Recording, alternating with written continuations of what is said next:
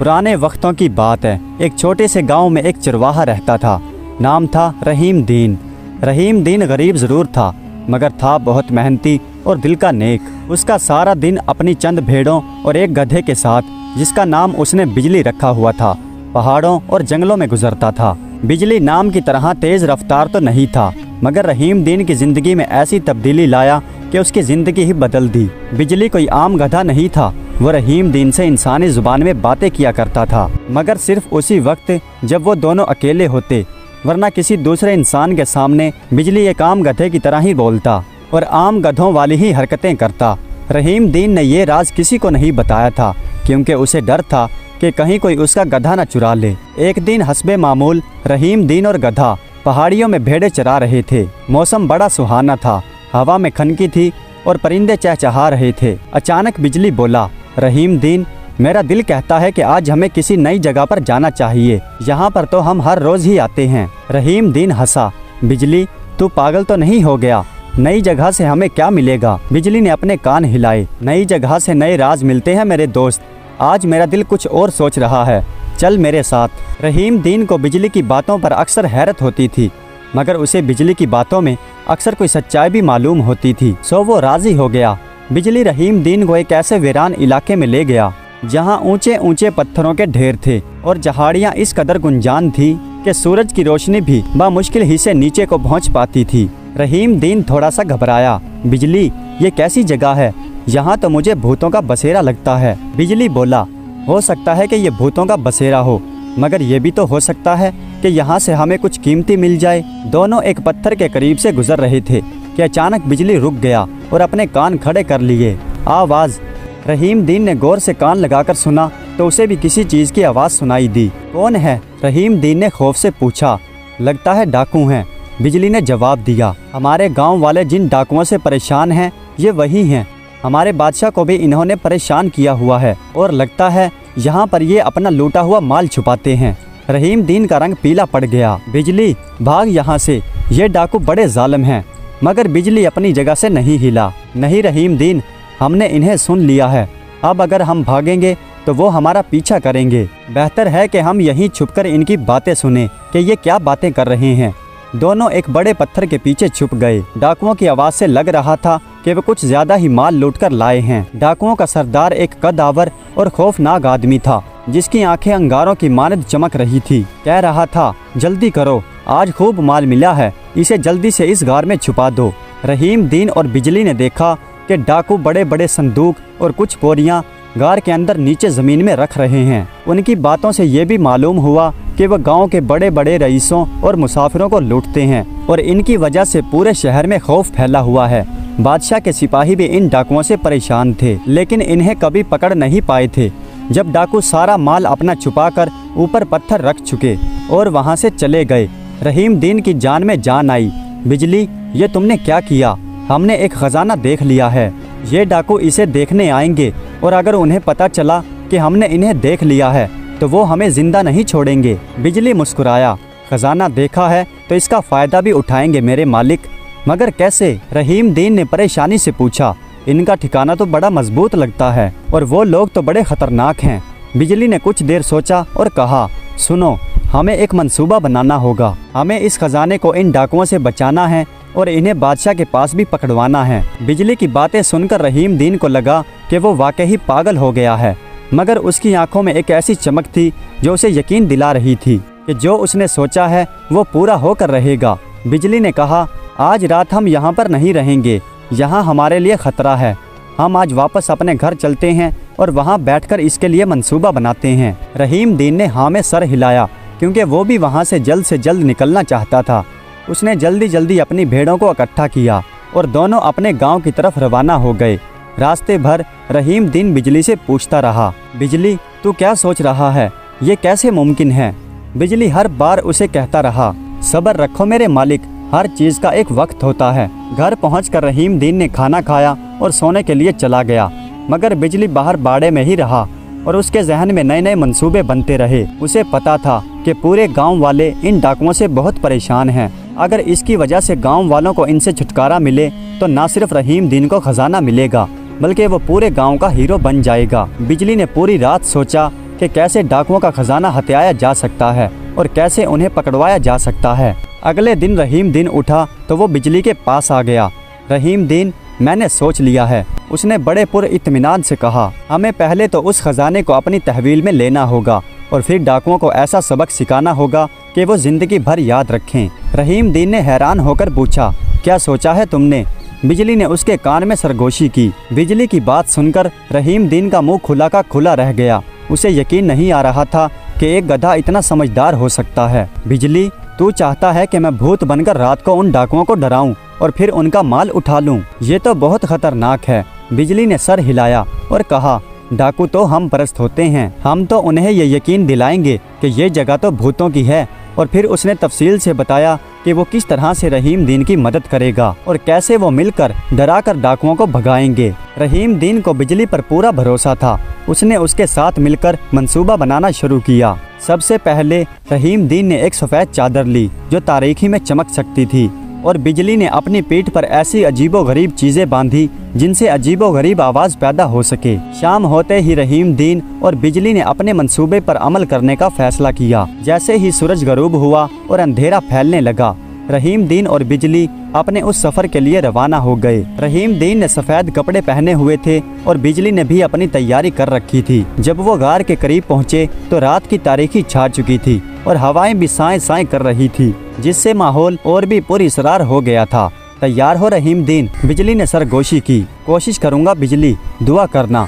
वो दोनों चुप गए और इंतजार करने लगे कि डाकू कब आएंगे। उन्हें यकीन था कि डाकू अपनी छुपी हुई दौलत को देखने या मजीद माल लेकर वहां पर जरूर आएंगे, और ऐसा ही हुआ। आधी रात के करीब वही डाकू जो और भी ज्यादा माल लूटकर लाए थे गार की तरफ बढ़े। उनके हाथों में मशालें थी और जोर जोर से हंस रहे थे।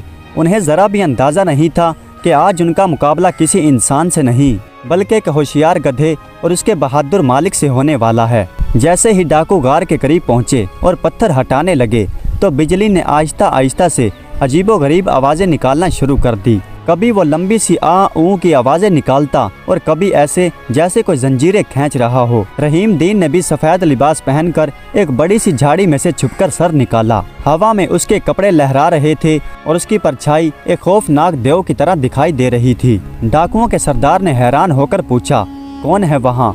लेकिन उन्हें वहाँ सिर्फ हवाओं की सरसराहट सुनाई दी। जैसे उन्होंने पत्थर मजीद हटाया, बिजली ने जोर से गधे की आवाज में ही जोर जोर से हाँकना शुरू कर दिया।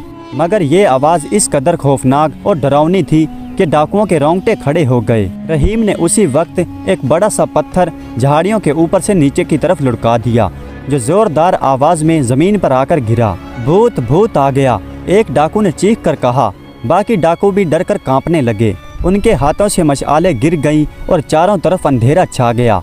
रहीम दीन ने एक जोरदार चीख मारी जो किसी पुराने किले से आने वाली एक खौफनाक आवाज की तरह थी। बिजली ने फिर से अपनी खौफनाक आवाज निकाली।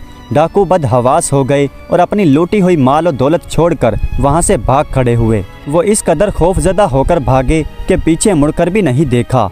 भागो भागो, ये जगह आफेज ज़दा है, सरदार चीख रहा था और उसके पीछे बाकी डाकू भी डरकर सर पर पांव रखकर भाग रहे थे। रहीम दीन और बिजली ने उनको भागते हुए देखा तो फिर एक दूसरे की तरफ देखकर हंसने लगे। देख बिजली, ये डरपोक कितनी आसानी से डर गए। रहीम दीन ने हंसते हुए बिजली से कहा। अब इनका खजाना हमारा है रहीम दीन, बिजली ने हंसते हुए जवाब दिया। जल्दी करो, इससे पहले कि वो अपनी हिम्मत इकट्ठी करके वापस आए। रहीम दीन ने बिजली की मदद से वो पत्थर हटाया और गार के अंदर दाखिल हो गए। अंदर मशाल की रोशनी में उसे कई बोरियां और लकड़ की संदूकें नजर आई। रहीम दीन ने जल्दी जल्दी माल बाहर निकालना शुरू किया। सोने के सिक्के, चांदी की अशरफियां, हीरे जहवरात। रहीम दीन ने अपनी जिंदगी में इतना माल कभी नहीं देखा था। उसकी आंखें फटी की फटी रह गई। बिजली ने कहा, रहीम दीन, सारा माल मत उठाओ, कुछ माल यहाँ पर छोड़ दो ताकि उन्हें ये यकीन हो जाए कि भूत ने सारा माल नहीं उठाया, बस उन्हें डराया है। रहीम दीन ने बिजली की बात मान ली और सिर्फ उतना ही माल उठाया जितना कि वो और बिजली उठा सकते थे। बाकी माल उसने वहीं पर रहने दिया और पत्थर को दोबारा उसकी जगह पर रख दिया। वो दोनों रात की तारीकी में अपने गांव की तरफ रवाना हुए।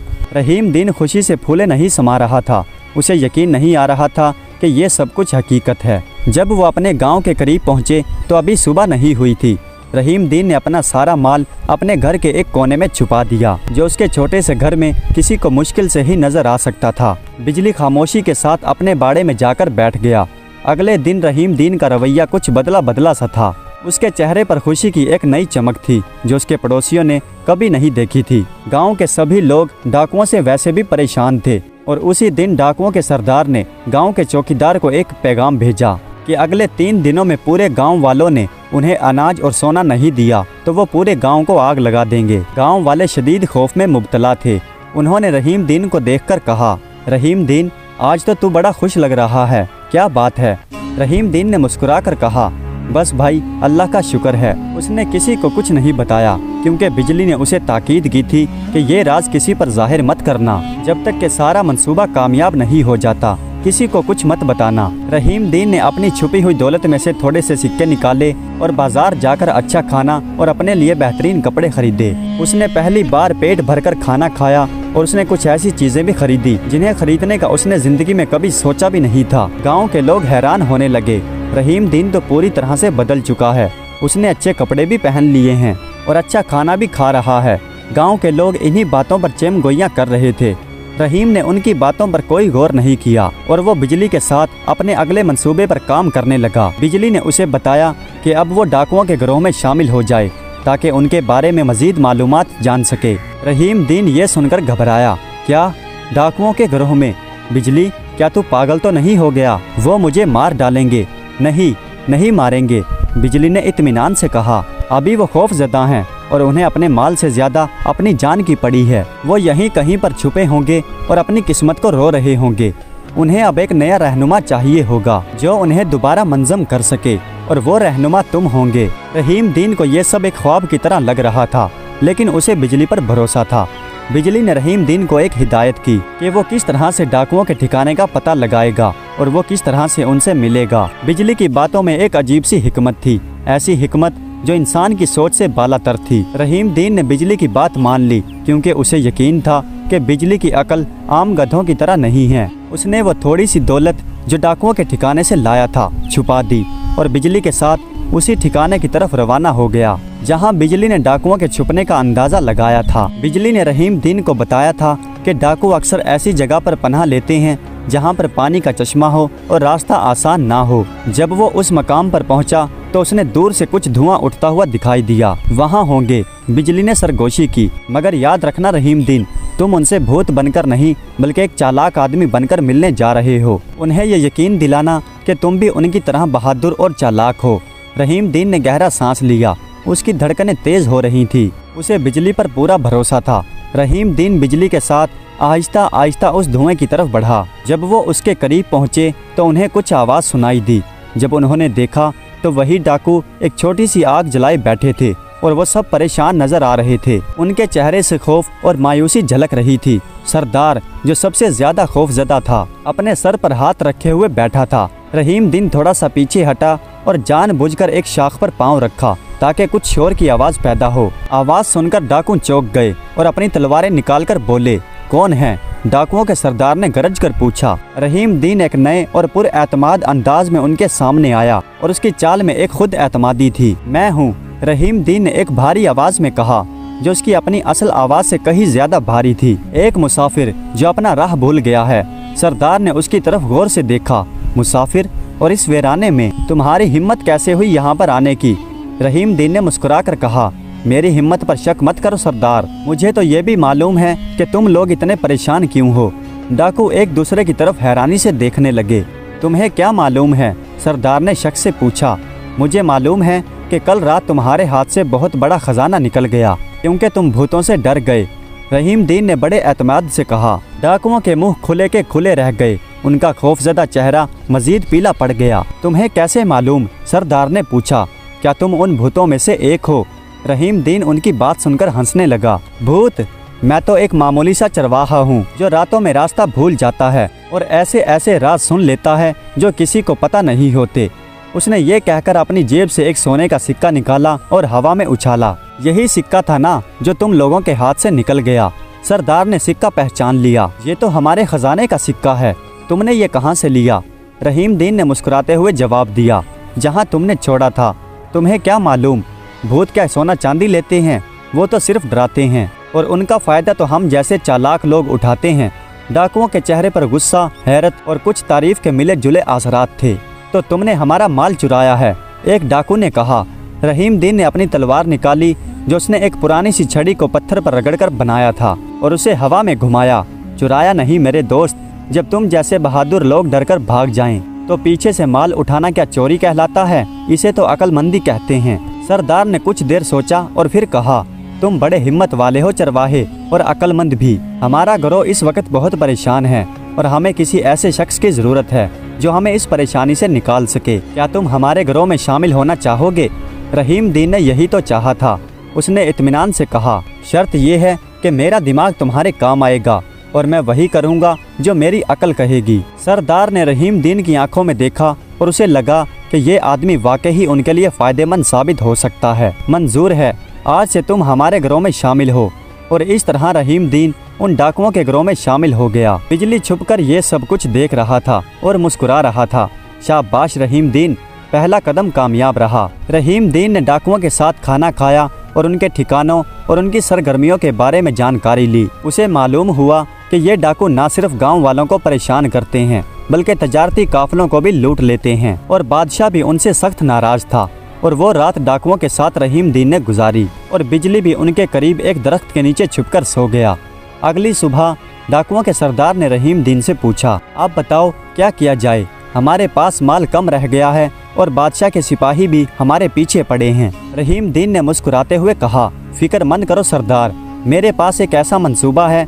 हमें एक ऐसा काम करना होगा जिससे बादशाह भी खुश हो जाए और हमें भी खूब माल मिले। डाकू हैरान रह गए, ऐसा कैसे हो सकता है? बहुत आसान है।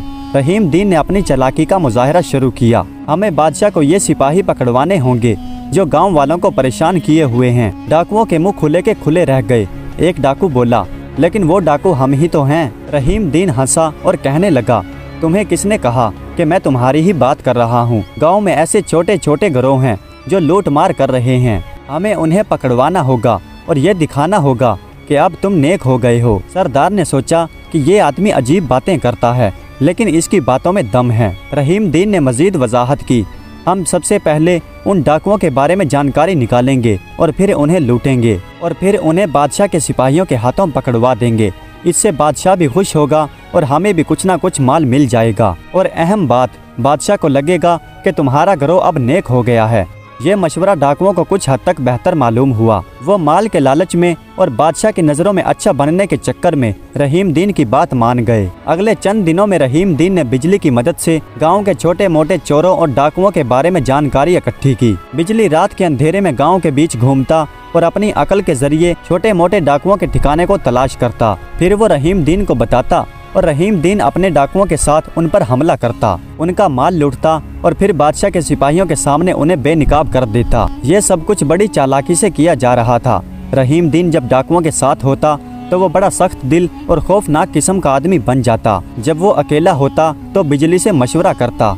एक दिन रहीम दीन ने डाकुओं के सरदार से मशवरा किया, सरदार एक बात कहूँ, मेरे पास एक ऐसा जानवर है जो हमारी बहुत मदद कर सकता है। मेरा एक गधा है बिजली, वो बड़ा होशियार है और रास्ते ढूंढने में हमारी मदद भी कर सकता है। सरदार को रहीम दीन पर कुछ हद तक भरोसा हो गया था। ठीक है, ले आओ अपने गधे को। फिर रहीम दीन बिजली को उन डाकुओं के सामने ले आया। बिजली ने डाकुओं के सामने जाकर भी आम गधों की तरह हाँकना शुरू किया और फिर घास चरने लगा ताकि किसी को शक ना हो। लेकिन जब रात हो जाती और सब सो जाते तो अगले दिन के लिए बिजली और रहीम दीन अगले मंसूबे की तैयारी करते। एक दिन बिजली ने रहीम दीन से कहा, रहीम दीन अब वक्त आ चुका है कि इन डाकुओं को भी बादशाह के हवाले कर दिया जाए। ये लोग अच्छे नहीं हैं, इन्होंने गांव वालों को बहुत परेशान किया था। रहीम दीन ने सर हिलाया, मैं भी यही सोच रहा था। ये लोग बहुत चालाक हैं और इनका सरदार बहुत होशियार है। बिजली ने एक बेहतरीन मंसूबा बनाया और उसने रहीम दीन को समझाया कि कैसे वो अपने जाल में उन्हें फंसा सकता है। जब ये अगले काफिले को लूटने के लिए जाएंगे तो हम बादशाह के सिपाहियों को खबर कर देंगे, लेकिन उन्हें ये पता नहीं चलना चाहिए कि बादशाह के सिपाहियों को खबर हमने दी है। बिजली ने मंसूबा समझाया कि वो किस तरह से एक जाली खत तैयार करेगा जिसमें डाकुओं की सारी तफसीलात लिखी होगी और वो खत बादशाह के सिपाहियों तक पहुंचाया जाएगा। रहीम दीन ने बिजली के मशवरों पर अमल किया उसने कुछ पुराने कागज और स्याही का इंतजाम किया। बिजली ने अपनी होशियारी से एक ऐसा खत लिखवाया जिससे डाकुओं के सारे राज उसमें उतर गए। और ये खत ऐसे अंदाज में लिखवाया गया था कि जैसे लगे कि ये खत किसी ने डर के मारे छुपकर लिखा हो और वो डाकुओं से छुटकारा चाहता हो। एक दिन डाकुओं के सरदार ने ऐलान किया कि वो बादशाह के सबसे बड़े तजारती काफिले को लूटने जाएंगे, इसमें बहुत माल होगा। सरदार ने बड़े जोश के साथ कहा। रहीम दीन अंदर ही अंदर मुस्कुराया, यही तो सही वक्त है।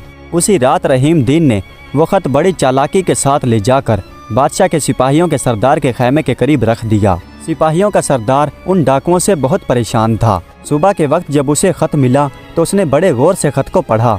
उस खत के अंदर डाकुओं की सारी मालूमात थी। वो हैरान रह गया कि ये सारी मालूमात किसने दी। खत में लिखा था कि ये मालूमात एक ऐसे शख्स ने दी है जो उन डाकुओं से तंग आ चुका है और उन्हें बादशाह के सामने बेनिकाब करना चाहता है। सिपाहियों के सरदार ने फौरन अपने सिपाहियों को तैयार किया और उस जगह की तरफ रवाना किया जहां खत के मुताबिक डाकू काफिले पर हमला करने वाले थे। रहीम दीन भी डाकुओं के साथ शामिल होकर काफिले पर हमला करने के लिए तैयार था। उसे डाकुओं के साथ शामिल होकर उनके सारे मंसूबों का इल्म हो चुका था। जब डाकू काफिले पर हमला करने ही वाले थे और उन्होंने माल को लूटना शुरू ही किया था तो अचानक चारों तरफ से बादशाह के सिपाहियों ने उन्हें घेर लिया। डाकू हैरान रह गए।